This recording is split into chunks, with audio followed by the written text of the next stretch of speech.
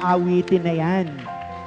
Ang awitin na nagsasabing kailangan tayong maging tapat. Sabihin nyo nga sa katabi mo, kapatid, tapat ka ba? Mabuti pa ang tanghali. Sabihin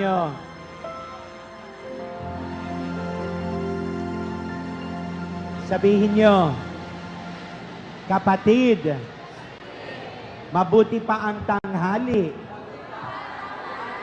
Tapat. Anong sagot? Kapatid ko kay Kristo, sa gabing ito, the Lord is going to teach us at ipapaabot sa atin sa gabing ito ang kanyang kapangyarihan, ang kapangyarihan ng kanyang salita. It is about the power of the gospel. It is about the power of the word. The word of Christ was written for us. Isinulat ang salita ng Diyos para sa atin. At anuman ang nakasulat sa Biblia ay nagsasabing walang mali at yan ay perfect at hindi mababago. And the gospel of the good news is the word of God is spoken through the prophets and the apostles of Christ, and was written by the power of the Holy Spirit. Ang salita ng Diyos ay naisulat sa pamamagitan ng kapangyarihan ng banal na Espiritu Santo. And the letter of the 2 Timothy, chapter 3, verses 16 to 17, it says, all is Scripture. Ang lahat ng nasusulat na salita ng Diyos is God-breathed and is useful for teaching, useful for rebuking, correcting, and training in righteousness, so that the man of God may be thoroughly equipped for every good work. Sa madaling sabi, sa pamamagitan ng banal na Espiritu na punong-puno ng kapangyarihan, ang lahat ng nakasulat sa Biblia ay walang mali at lahat ay tama.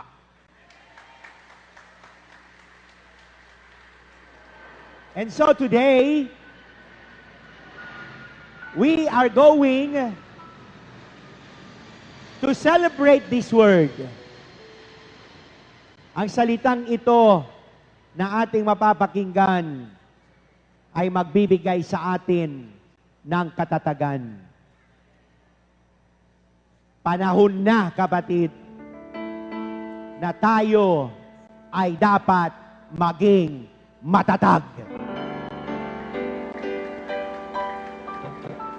At nagiging matatag tayo dahil sa ating tamang Diyos. Diyos na hindi nagkakamali. Diyos na ang pangalan ay ang ating Panginoong Hesus. In Jesus' name, it has power.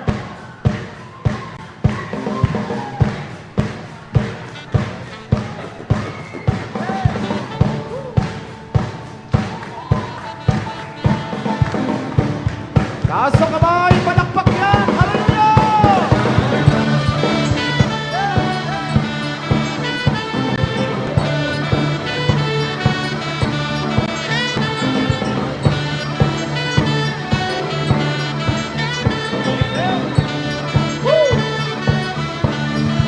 God is fighting for us. God is on our side.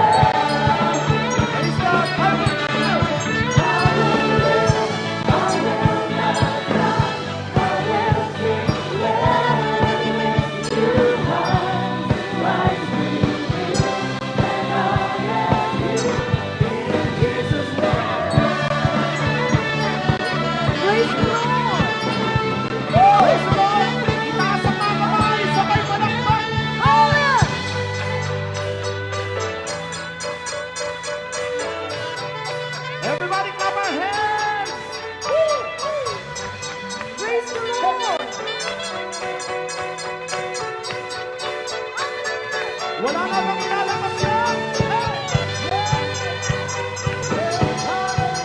Habang pumapalakpak, lumulundag, sumisla!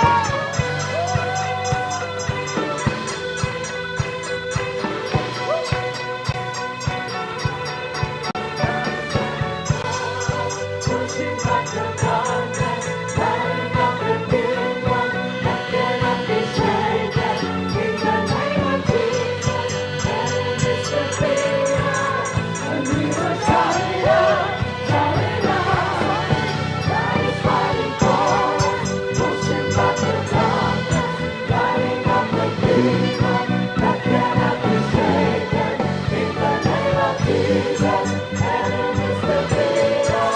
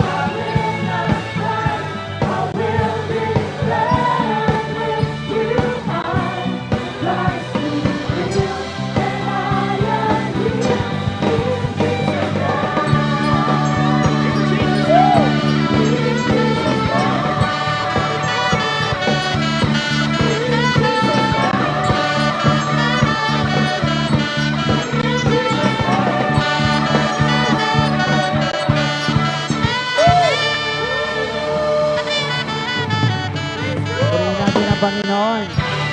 Malakas na papuri sa Diyos. Kayo ba'y masaya? Bakit kayo masaya? Sapagkat sa gabing ito, tuwing tayo pumupunta dito sa holy place, alam natin na may laging nakalaan ang ating Panginoon sa lahat ng pumupunta dito. Amen?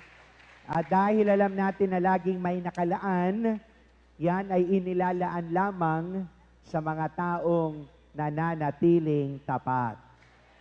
Amen? Kaya lahat ng mga nananatiling tapat, yan ang mga taong bumabalik-balik sa lugar na kung saan natatagpuan nila ang presensya ng ating Panginoon. Amen ba? Totoo bang natatagpuan nyo dito ang presensya ng Diyos? Saan nyo natatagpuan? Sa tabi nyo, tingnan nyo nga yung katabi nyo. Pagtsagaan nyo muna yung katabi nyo. Natitigan.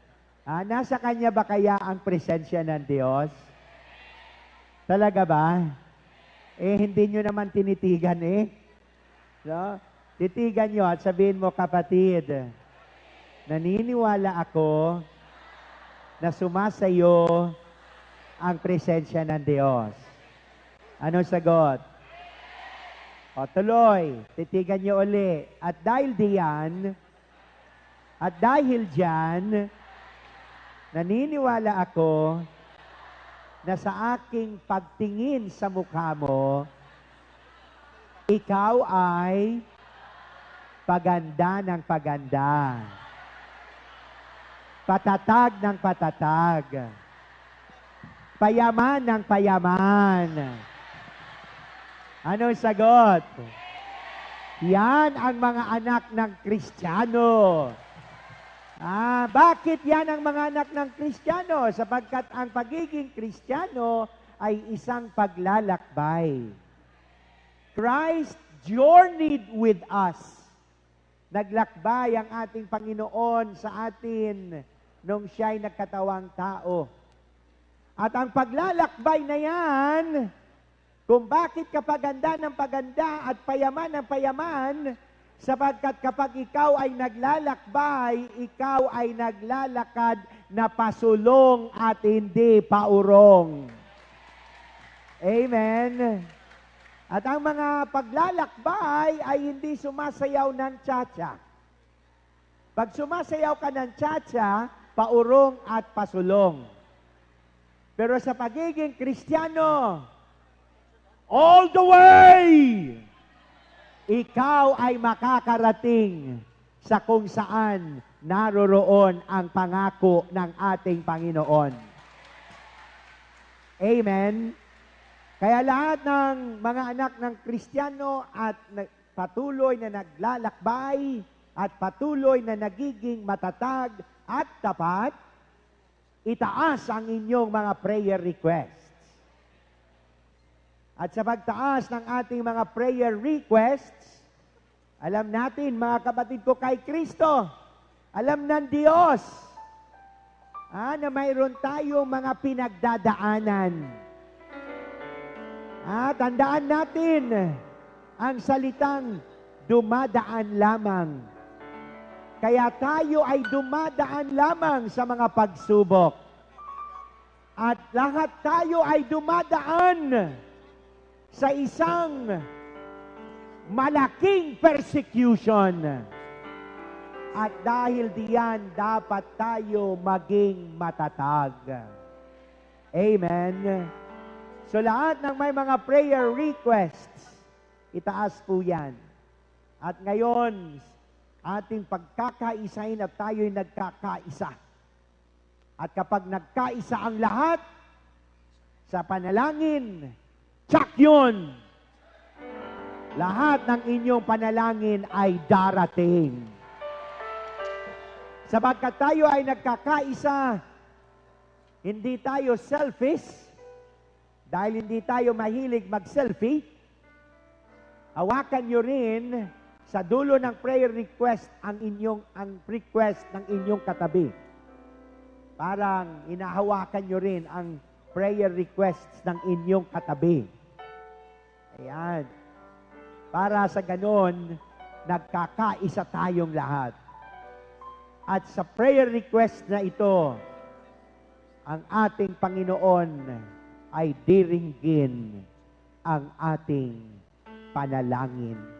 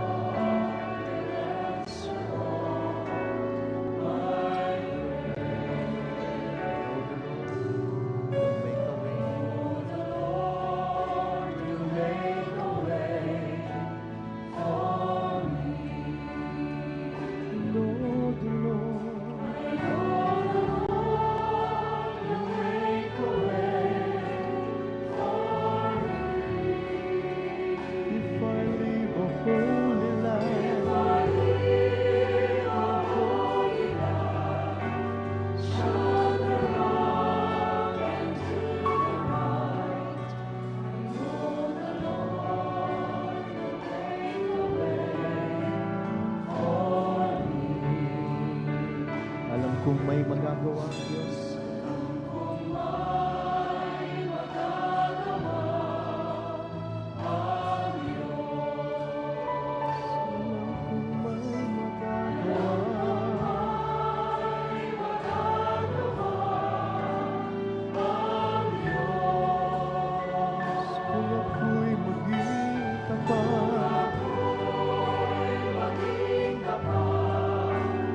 Sa kanya ay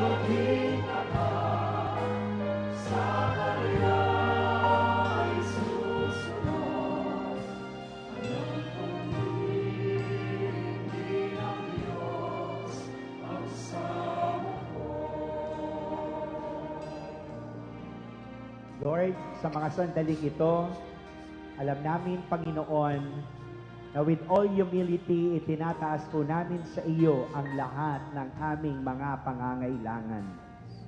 At alam din namin, Panginoon, na alam mo ang lahat ng aming mga pangangailangan. Subalit isinulat namin ito dahil ito'y ayon sa aming pananampalataya nang kami iyong alukin at sinabihan, humingi ka ng may pananampalataya at ito'y aking ibibigay. Ngayon pa lang, Panginoon, inaangkin na namin na ang lahat ng nakasulat dito'y darating. Darating! Darating! In Jesus' name, say amen. Amen and amen. O ngayon, iwagayway ang prayer request. At sabihin, tagumpay! O bibilang ako ngayon ng 3. Pagbilang ko ng 3, sabay-sabay po kayong uupo at sasabihin natin ng 3 beses na, Lord, tulungan mo kaming maging matatag. Okay, bibilang na ako ng 3. Sasabihin uli natin, Lord, tulungan niyo po kaming maging matatag. Amen ba? 1, 2, and 3.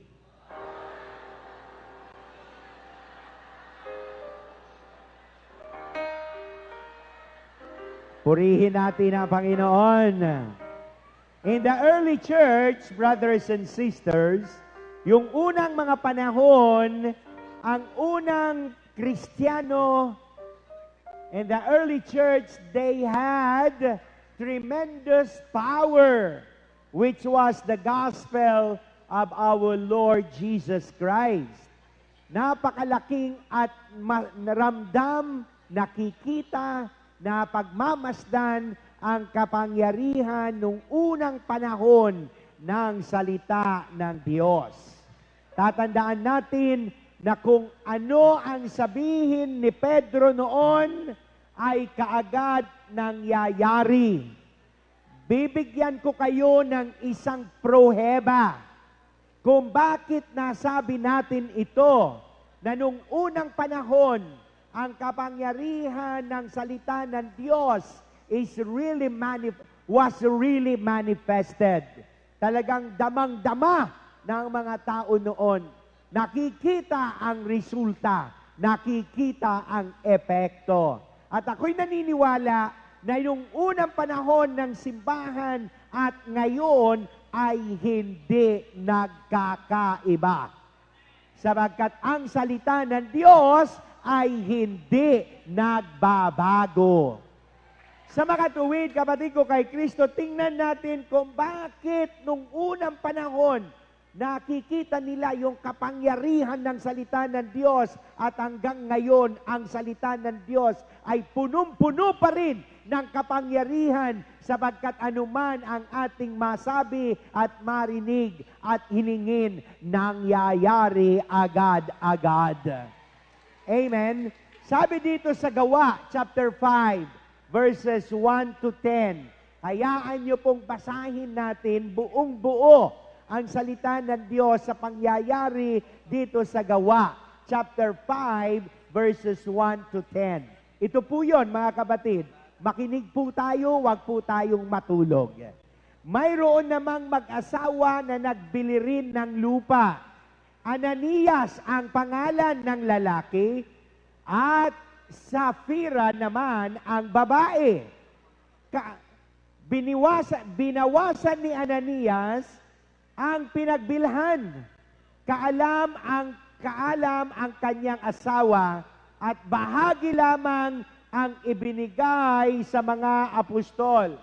Kaya sinabi ni Pedro, Ananias, ano't napadaig ka kay Satanas at nagsinungaling ka sa Espiritu Santo? Bakit mo binawasan ang pinagbilhan ng lupa nang hindi pa naipagbibili ang lupa hindi ba iyo yun? At nang maipagbili na, hindi ba iyo ang pinagbilhan? Bakit mo pa naisipang gawin iyon? Hindi ka sa tao nagsinungaling, sa Diyos ka nagsinungaling. Nang marinig ito ni Ananias, siya'y patay na bumagsak. At lahat ng nakarinig sa pangyayaring ito ay sinidlan ng matinding takot. Tumindig ang mga binata, binalot ang bangkay at inilibing.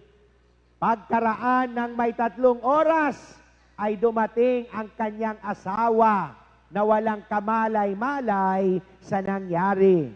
Kaagad siyang kinausap ni Pedro, sabihin mo nga sa akin, ito nga ba lamang ang pinagbilan ng lupa ninyo? Opo, sagot niya, iyan nga lamang po. Kaya't sinabi sa kanya ni Pedro, ano't pinagkaisan ninyong tuksuhin ang Espiritu ng Panginoon? Hayan na sa pintuan ang mga naglibing sa iyong asawa, at ikaw naman ang isusunod. Pagdakay, nabuwal si Sapira sa paanan ni Pedro at namatay. Pagpasok ng mga binata, nakita nilang patay na siya, kaya't ito'y inilibing sa tabi ng kanyang asawa. Ganyan, kapatid, ang kapangyarihang kumikilos sa mga unang mananampalataya sa pamumuno ni San Pedro Apostol. Di ba kayo natakot? Ganun makapangyarihan ng salita. Kapag sinabi mo at galing sa Diyos, nangyayari. Kapag sinabi mo, dahil sa kakulangan ng kaalaman sa salita ng Diyos, na nagbibigay ng gabay, direksyon at kapangyarihan sa buhay, ang mga tao'y mahina ang loob at puno ng takot, kaya walang nangyayari sa buhay. Amen.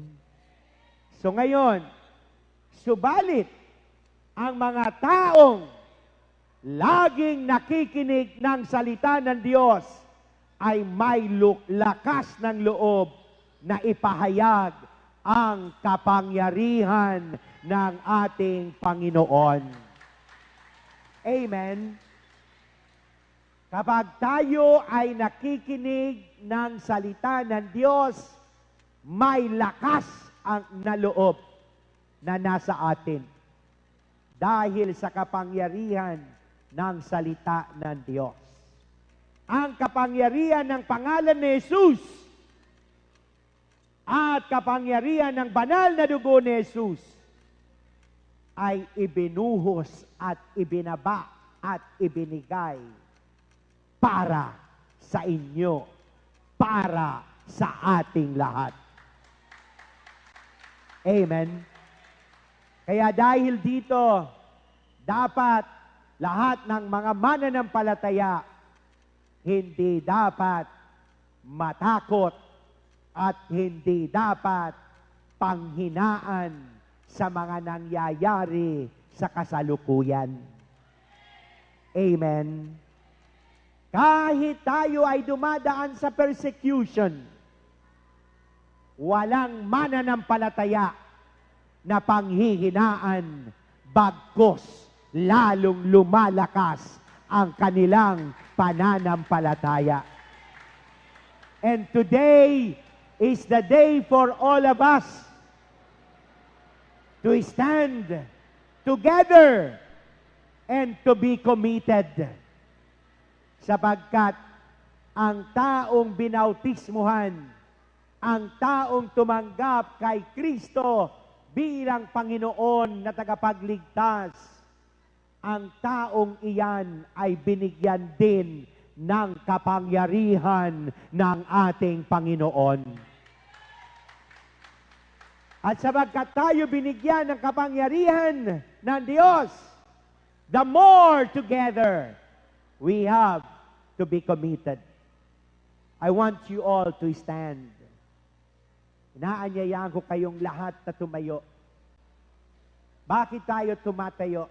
Sabagkat sa pagtayo natin ngayon, lahat tayo ay magkukomit sa Panginoon na walang makakasira sa ating pananampalataya. Walang makapagbabago sa ating pananampalataya. Walang makapagtuturo sa ating pananampalataya na kung saan tayo ay babagsak. Bagkos sa gabing ito, dahil sa salita ng Diyos, dahil sa ating nababasa sa Biblia na totoong-totoo, lalo tayong patatatagin ng ating Panginoon. Let us all stand and awe.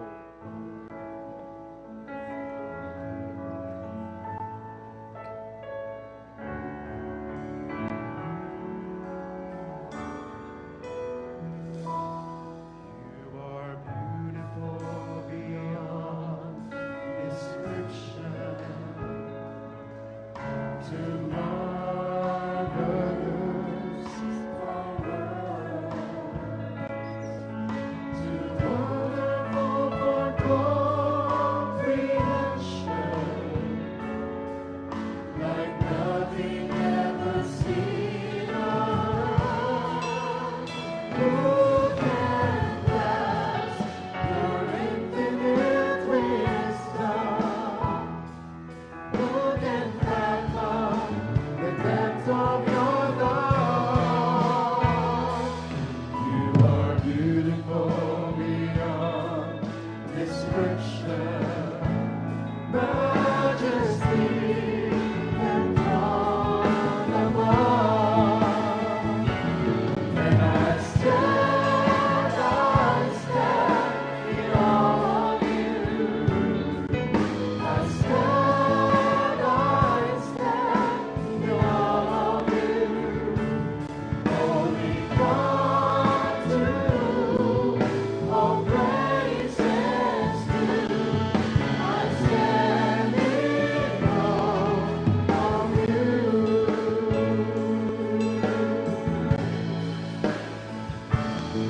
You are beautiful beyond description. Too marvelous for words. Too wonderful for comprehension. Like nothing ever seen on earth. Who can grasp your infinite wisdom?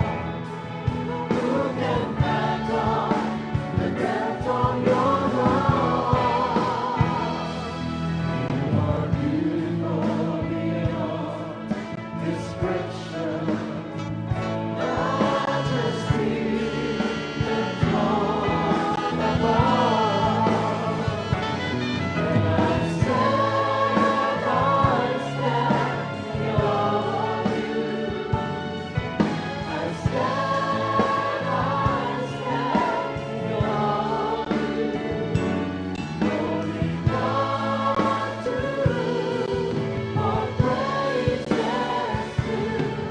I stand in awe of you. And I stand in awe of you.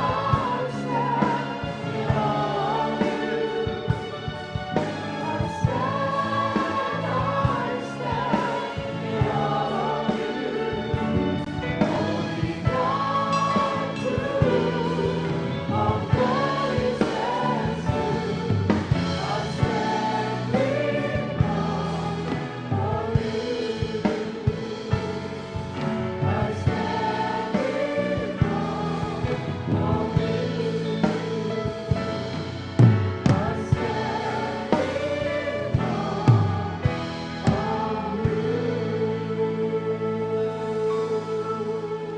Malakas na papuri sa Diyos.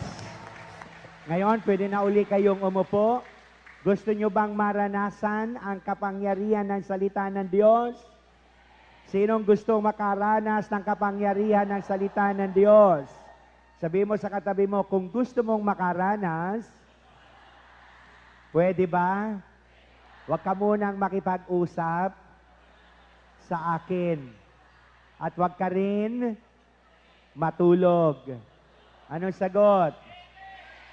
The power in all of us so that tayo ay makaranas ng kapangyarihan ng salita ng Diyos, ang una dapat nating gawin at una dapat nating paniwalaan is the power message must be preached to us.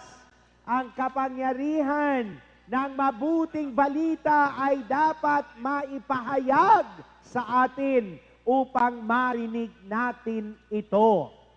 Ayon sa Romans chapter 10, verses 13 to 15, everyone who calls on the name of the Lord will be saved. How then can they call on the one they have not believed? And how can they believe in the one of whom they have not heard? And how can they hear without someone preaching to them? And how can they preach unless they are sent?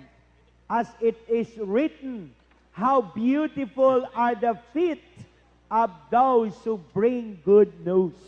Sa madaling sabi, kapatid, itong narinig natin ay araw-araw nang ginagawa dito sa ubasan ni Yahweh El Shaddai. Araw-araw nating naririnig sa radio at every Saturday and Tuesday, yan ang dahilan kung bakit naririto lagi ang ating mahal na punong lingkod upang ihayag ang magandang balita upang tayong makarinig ay magbago, baguhin at magkaroon ng katatagan sa ating pananampalataya.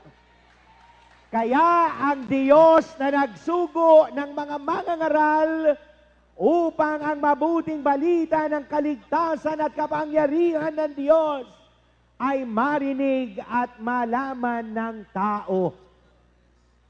Kaya kapatid ko kay Kristo, ito rin ang sinabi sa Matthew chapter 28 verses 18 to 19 nang iutos ng Panginoon at sabihin ng Panginoon, all authority in heaven and on earth has been given to me. Ito na kapatid, therefore, go and make disciples of all nations.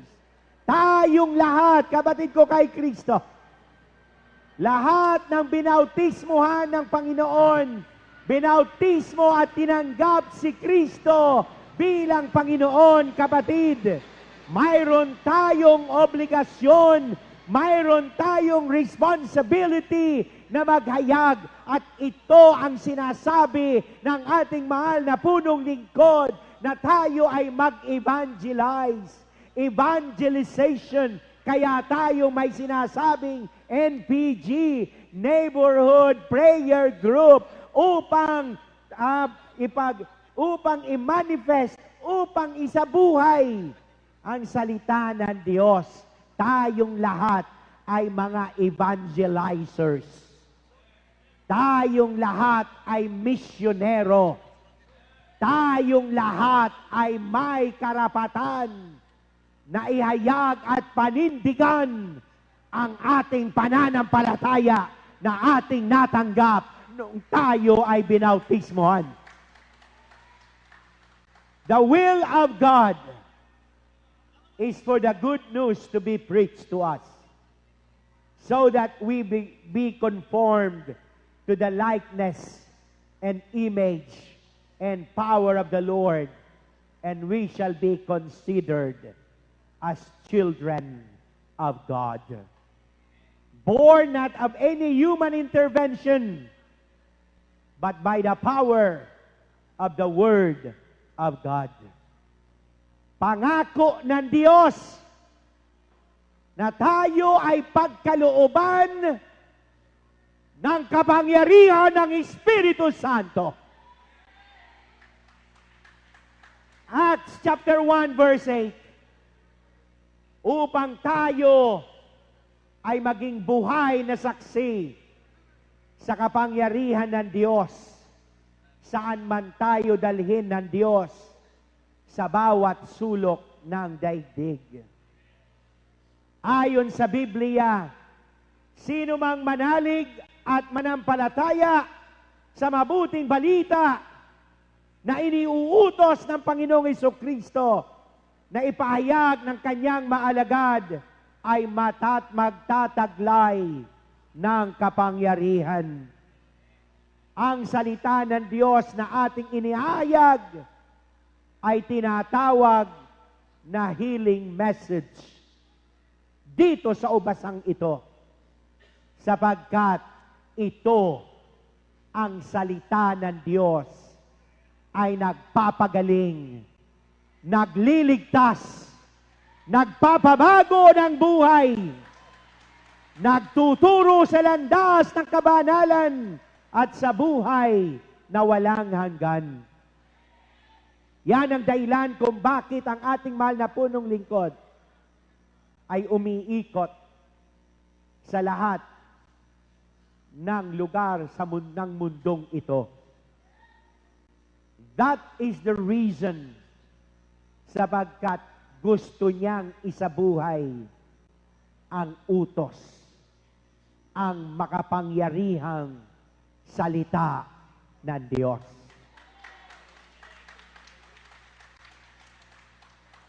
Totoo po yun, kapatid. Kapag naniwala ka, pinanindigan mo, totoo ang sinabi ni San Pedro sa kanyang nasaksihan at naranasan. Magsalita ka lang, sabihin mo lang, ibibigay yon sa iyo ng Diyos. Pagpunta ko po doon sa Dubai, noong nakaraang linggo, at pagbalik ko dito, nagaling sa Thailand, dumaan ako sa business class. Siyempre, papasok ka sa pintuan ng Eperlano. Pagpasok mo sa pintuan ng Eperlano, ang una mong malalakaran at dadaanan ay yung tinatawag na business class. Ang gaganda ng upuan, pagkalaki-laki, mayroon pang mga tibulation na malalaki.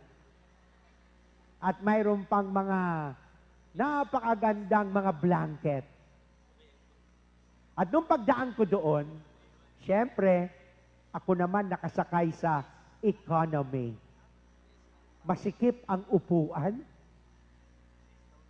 Ang sabi ko sa sarili ko, Lord, gusto ko sa araw na ito, ibigay mo sa akin ang kapangyarihan ng salita mo, na nawa, bago lumipad ang Eperlanong ito, paupuin mo ako doon sa business class.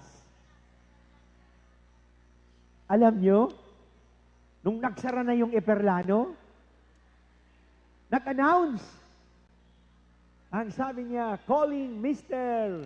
Ray Evaristo Vargas. Please acknowledge. No? Ako naman natakot, baka ako palabasin ako. At nung tumayo ako, nilapitan ako nung isang stewardess. Ang sabi niya, Sir, lumipat po kayo sa business class.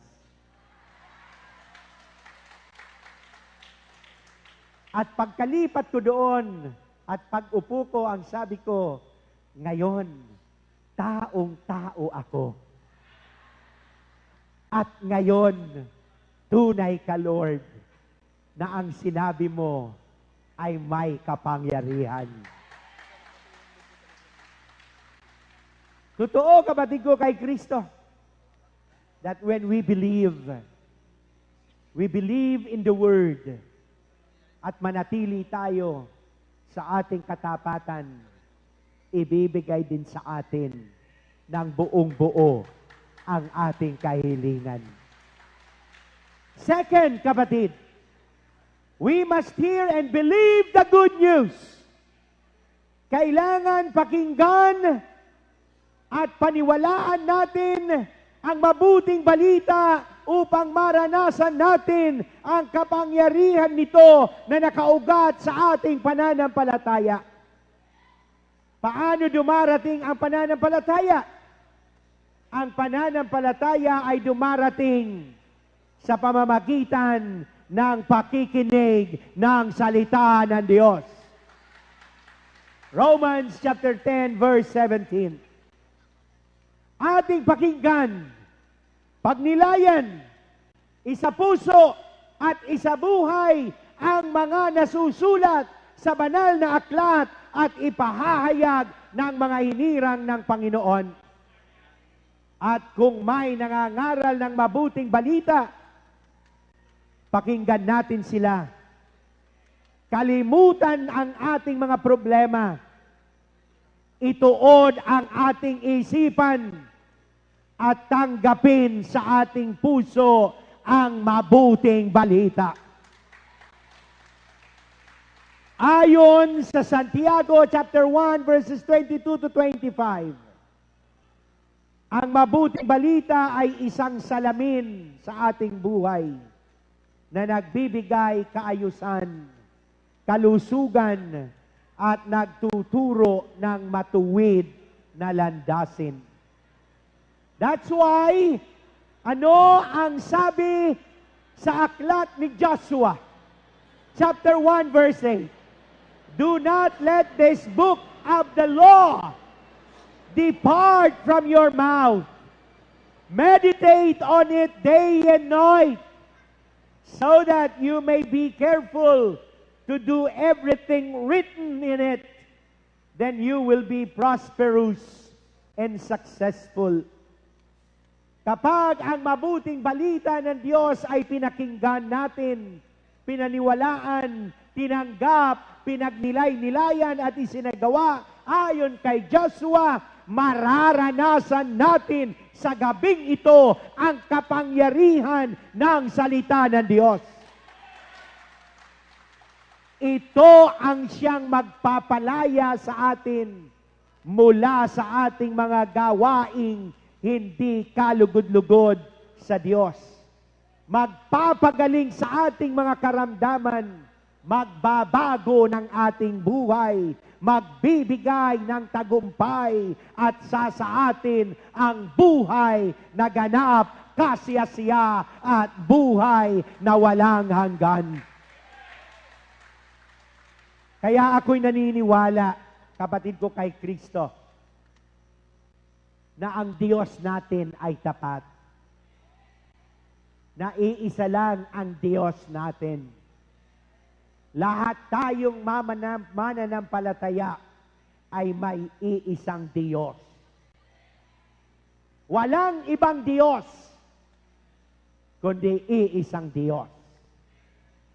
Na ang Diyos na ito ay Diyos na marunong magpatawad sa mga taong walang kaalaman. Ito ang ating gagawin ngayon. Magpatawad, ipanalangin ang bawat taong nagsasalita na hindi ayon sa kalooban ng Diyos. Amen.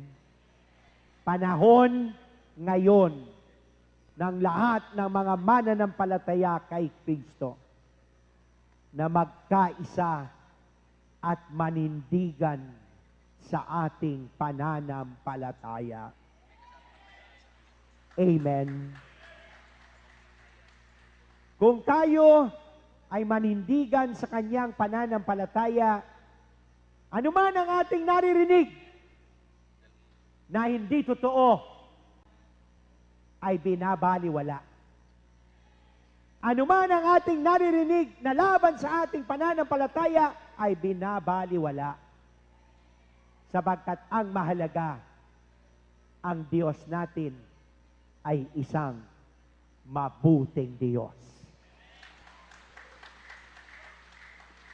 Dahil sa kanyang kapangyarihan, kung kayo ay may sakit, ayon sa katuruan ng ating mahal na punong lingkod, I still remember when he teaches us, when he had given us that expression, ang kapangyarihan, when he said, power, power, and power.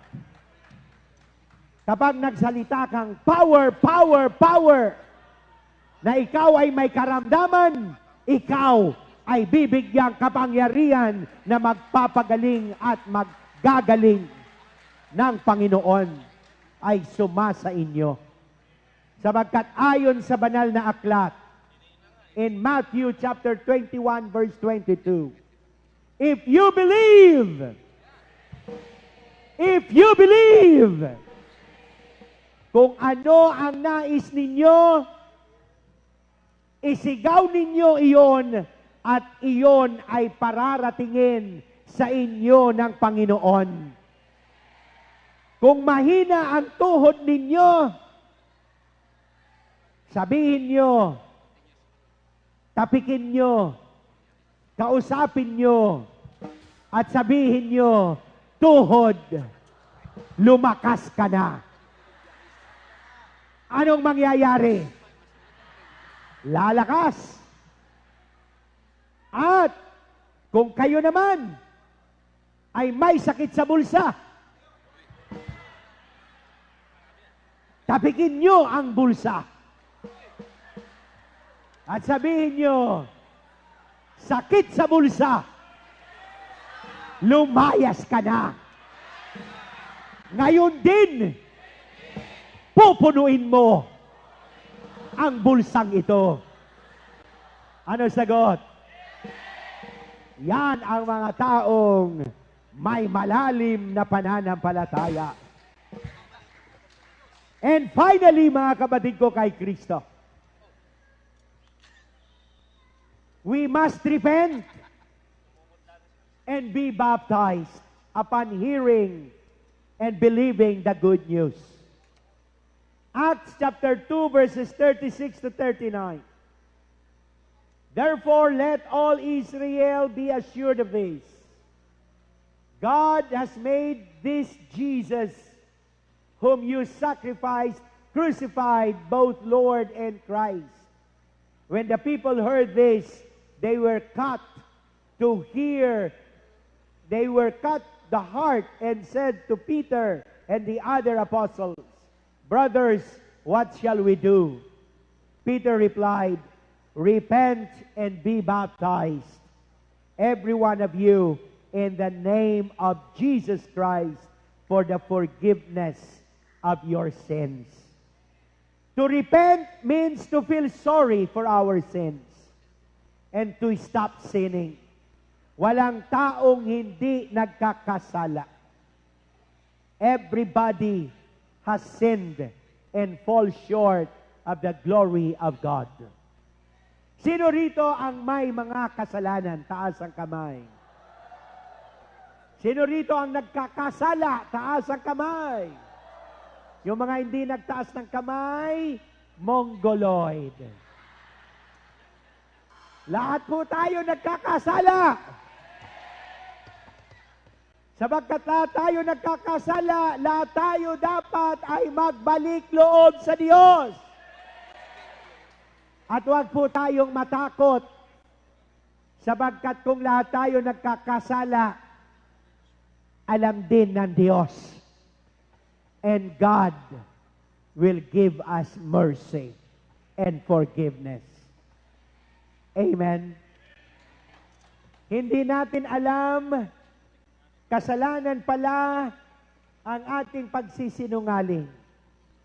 Hindi natin alam, kasalanan pala ang tumanggi sa mga nangangailangan.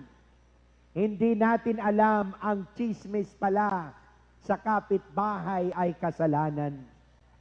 Hindi rin natin alam na ang paglalasing at pagkabahagi, pagtatanim ng sama ng loob sa kapwa at ang pagiging mainggitin ay kasalanan.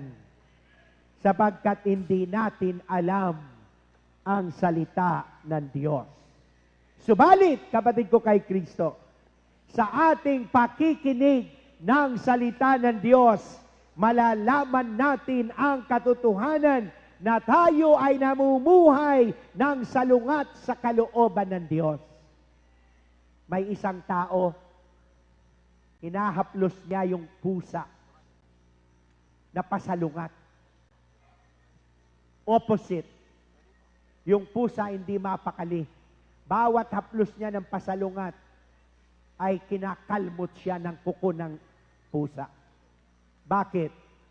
Opposite direction. Ganon din ang ating pagkakasala. Kapag tayo nagkakasala, opposite tayo sa direksyon ng kalooban ng Diyos. Pero hindi natin alam, hinahaplos tayo araw-araw ng ating Panginoong Diyos. Kaya kailangan natin, kapatid ko kay Kristo, na marinig ang katotohanan. Kaya kailangan din natin ipahayag ang mabuting balita upang malaman ng tao ang kanilang kasalanan, pagsisihan at talikdan ang mga ito at makapagbalik loob sa Diyos. Amen. Kaya sinasabi, hindi masama. Masama bang pagsabihan tayong magbalik loob sa Diyos? Hindi. Kung tayo ay may taong mapagpakumbaba, pag sinabihan tayong magbalik loob sa Diyos, dapat pa tayong matuwa sapagkat tayo ay dinadala sa katotohanan at sa kalooban ng ating Panginoon. Amen. Nang dumating si Kristo sa kanyang bayan, kung saan siya isinilang, hindi rin siya tinanggap ng kanyang mga kababayan. Ngunit ang lahat ng tumanggap at nanalig sa kanya ay pinagkalooban niya ng karapatang maging anak ng Diyos. Amen. Kaya napakasarap kung tayo ngayong gabi at everyday tatanggapin natin ang Diyos. Tatanggapin natin at isasagawa ang kalooban ng Diyos sapagkat ang lahat ng tumatanggap at ginagawa ang kalooban ng Diyos, tinatawag ng Diyos na anak ng Diyos. Amen. Tayong lahat na mananampalataya ay binigyan ng karapatan at kapangyarihan na mapabilang sa mga anak ng kataas-taasang Diyos na si Yahweh El Shaddai. It is written in Ephesians, in chapter 3, verse 6, this mystery is that through the gospel, the Gentiles are heirs together with Israel, members together of one body, and sharers together in the promise in Christ Jesus. Tanggapin natin ang mabuting balita sa ating puso. Sino man tayo, anuman ang kalagayan natin, dahil ang salita ng Diyos ay may kapangyarihan na baguhin ang ating buhay. And so, as it says, we must confess. And we must also confess our mouth the good news that we heard and believe in our heart, because confession brings to our possession what we need. Kapatid, today, as it rains, habang umuulan, diyan tayo susubukin kung kayo ay may malalim na pananampalataya na hindi dapat kayo natataranta.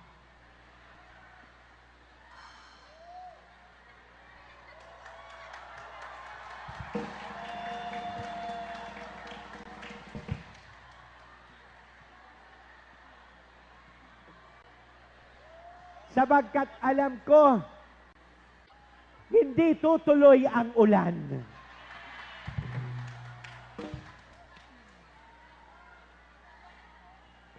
Nangako pa naman kayo kanina na we will be committed sa lahat ng pagsubok. Ulan lang. Pinadaan lang ang ulan. Nataranta na.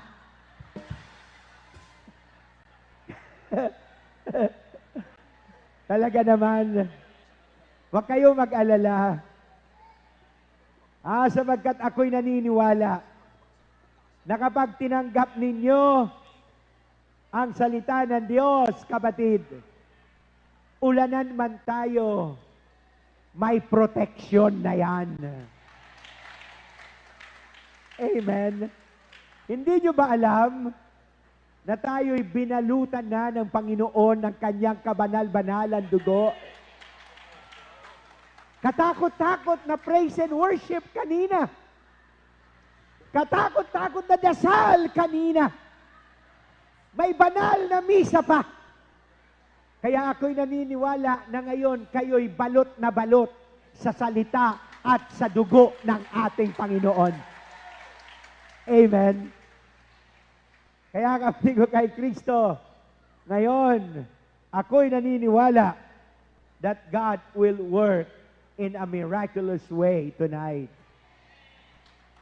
Ang lahat ng mananalig at tatanggap ng mabuting balita na walang iba kundi ang ating Panginoong Jesucristo ay magtatanggap at magkakaroon ng buhay na ganap at kasiyasiya at buhay na walang hanggan na taglay ni Kristo.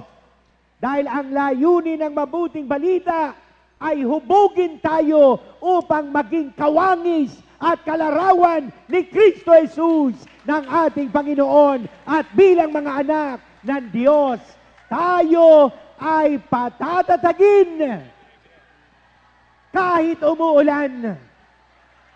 Patatatagin tulad ng kanyang katatagan.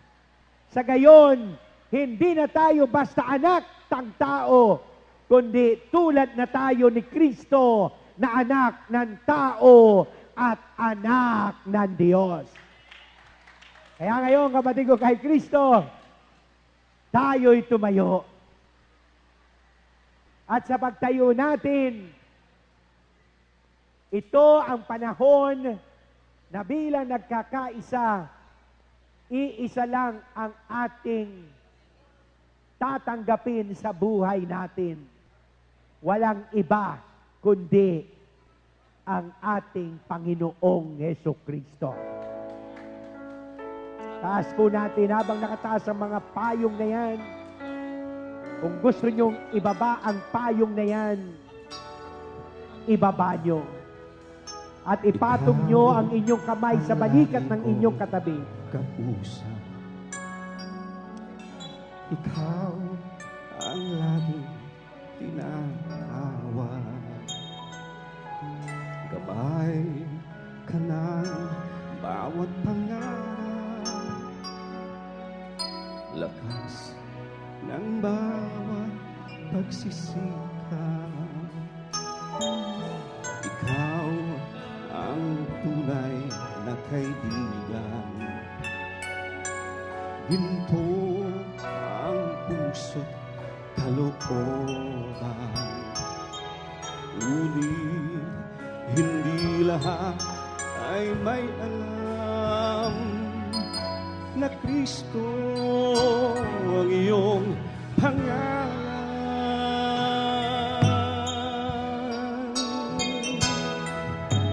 Kristo,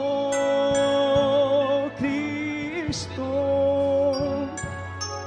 bakit minsan ka lang nakikilala?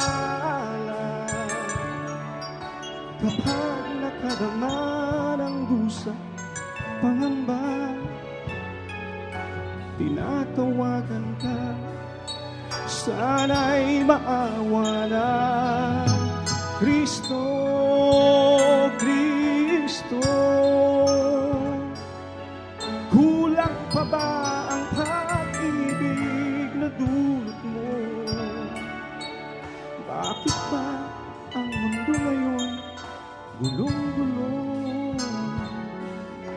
Anong dapat gawin?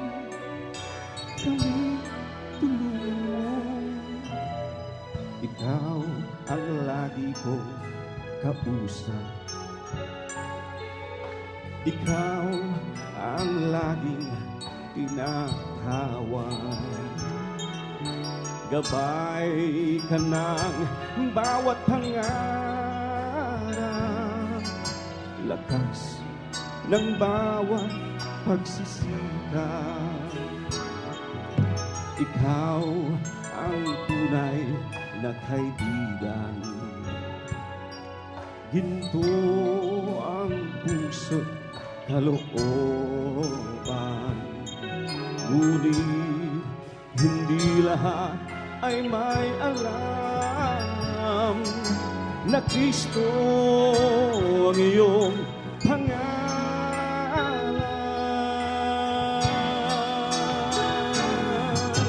Kristo, Kristo, bakit minsan ka lang nakikilala? Kapag nakadama ng dusa, pangamba, tinatawagan ka, sana'y maawa na.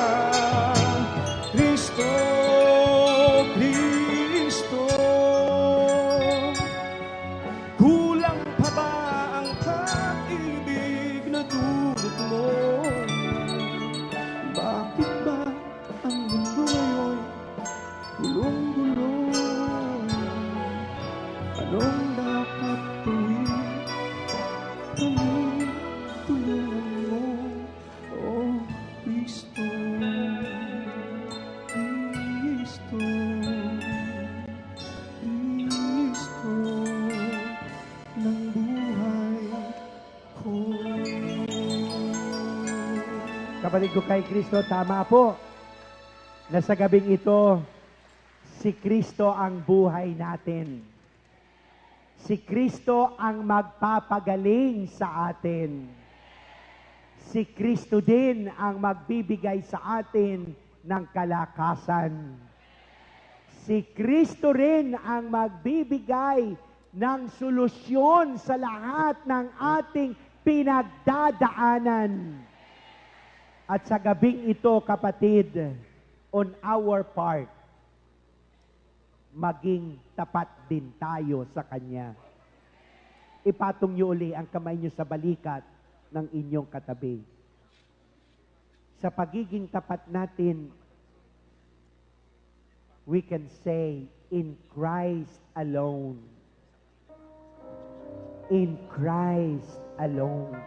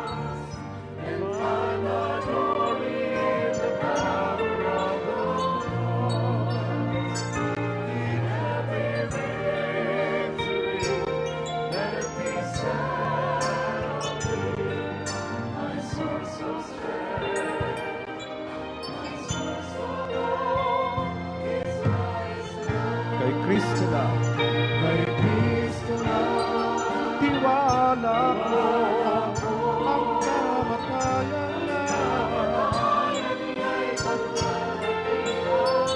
sa bawat tagumpay.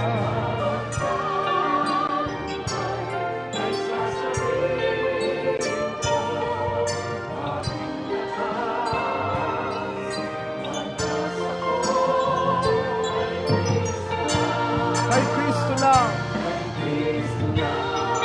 tiwala ko ang kamatayan. sa bawat tagumpay.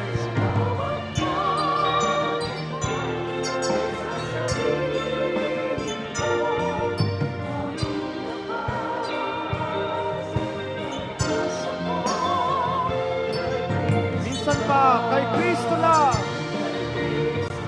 tiwala ko ang kamatayan niya. Sa bawat tagumpay ay sasabihin ko,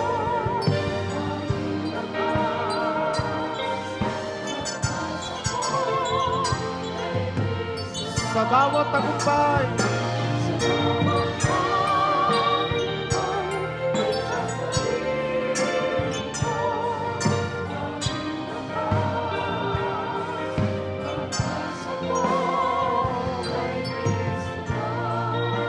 aking lakas, pag-asa ko kay Kristo. Aking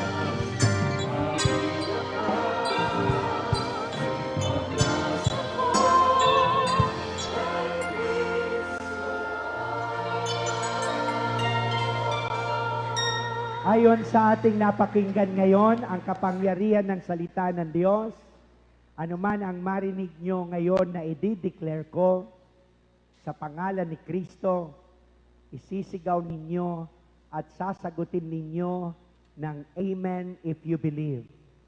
Amen. Ngayon, sa pangalan ni Kristo, lahat ng may karamdaman, I declare na kanya nang pagagalingin.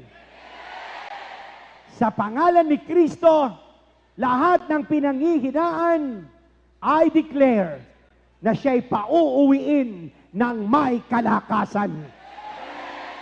Sa pangalan ni Kristo, lahat ng dumadaan ng pagsubok, in His name, I declare na sila'y pauuwiin na taglay ang solusyon na inyong kahilingan. And in Jesus' name, I declare na lahat ay pauuwiing mananagumpay kay Kristo. In Jesus' name, say amen. Say amen. Say amen. Ngayon, taas natin ang ating mga bags, mga wallets, mga objects, ating mga documents, mga passports.